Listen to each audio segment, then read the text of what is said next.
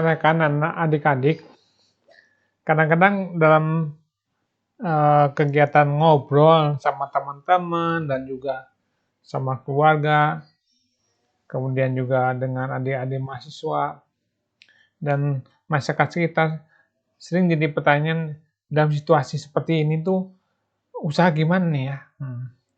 Terus kalau udah ada usaha, bagaimana cara melanjutkannya? Bagaimana meningkatkan omsetnya?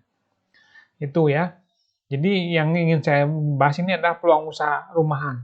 Nah, kemudian yang jadi pertanyaan, kenapa Pak Edwin kok ngangkat peluang usaha nih gitu? Ya karena saya melihat situasi sekarang kan tidak mudah ya.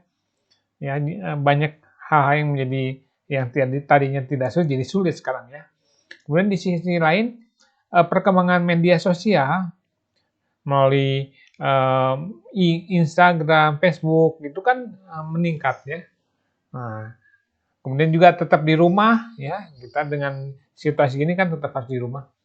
Nah, makanya saya coba angkat nih, bagaimana mengcombine antara peluang usaha, nah, di satu sisi, kemudian di sisi lain penggunaan medsos ya untuk hal yang positif ya, yang bisa masih kadang khusus kepada adik-adik mahasiswa ini kan bisa membantu juga ya, ya sambil menunggu waktu yang digunakan untuk kuliah juga untuk usaha gini.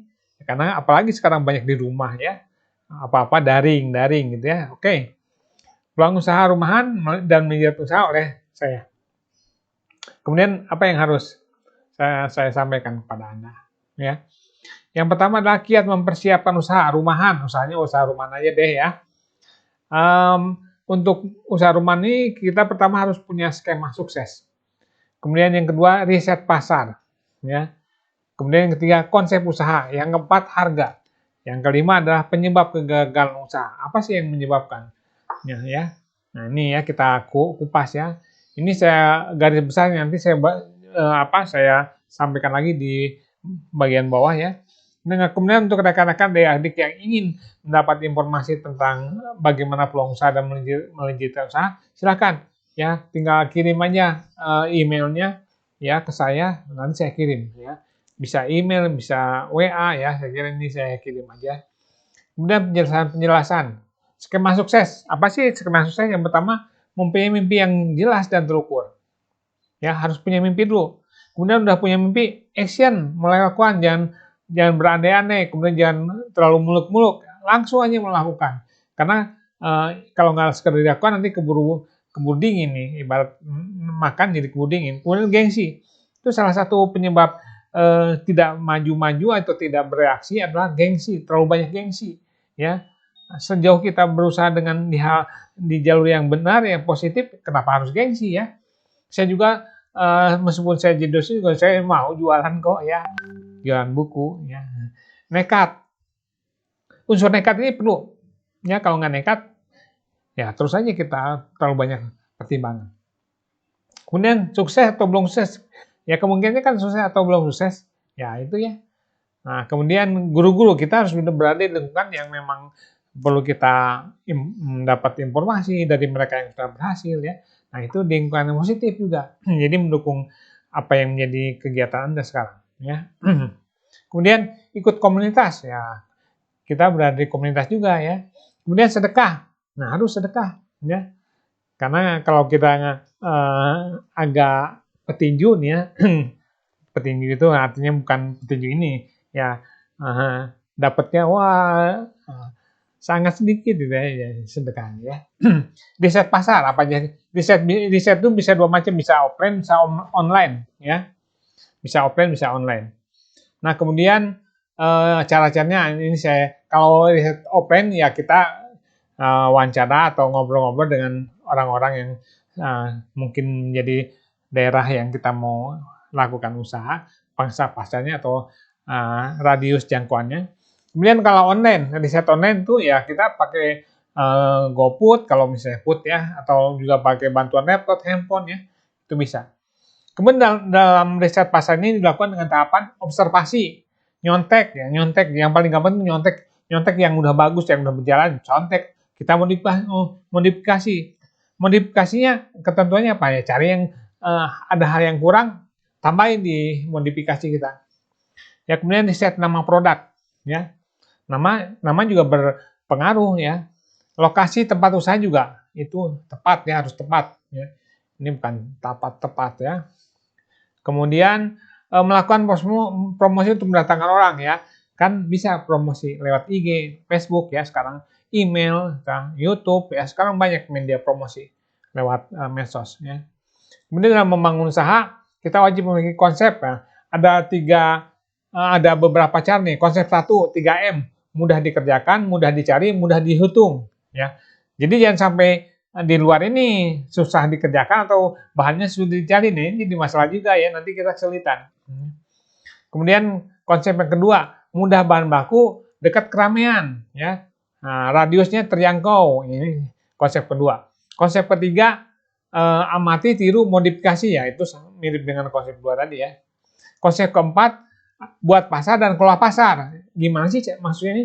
Buat pasar itu kan kita bisa membuat pasar ya melalui Instagram, Facebook, email ya, WA, ya, YouTube, TikTok itu kita tingkatkan jumlah pengikut kita, viewer kita, ya, follower kita tingkatkan. Kemudian sudah ditingkatkan, kelola ya.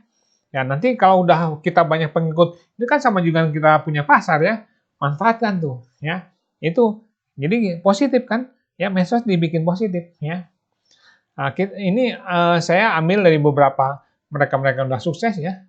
Nah, ada beberapa nanti disebutkan bahwa harga juga harus menyesuaikan, jangan terlalu tinggi ya. Untuk langkah-langkah awal ya jangan terlalu tinggi. Selanjutnya silakan nanti diperhitungkan, diseimbangkan. Penyebab kegagalan usaha, modal kurang perhitungan, tidak fokus ya. Nama produk tidak bagus ya. Sumber daya manusia kurang baik, kurang ahli, kurang cekatan, kurang respon, manajemen keuangan amburadul, adanya pesaing, gampang menyerah, perlu dipatenkan ya nanti ya. Ini nggak dipatenkan juga menjadi masalah. Nah, sekarang bagaimana melejitkan usaha? Melejitkan usaha itu ada cara offline ya, cara offline. Kemudian bisa juga kita melalui pendataan. Kita harus punya data-data pelanggan ya. Kemudian kita beri sentuhan-sentuhan ya. Cara offline ya itu.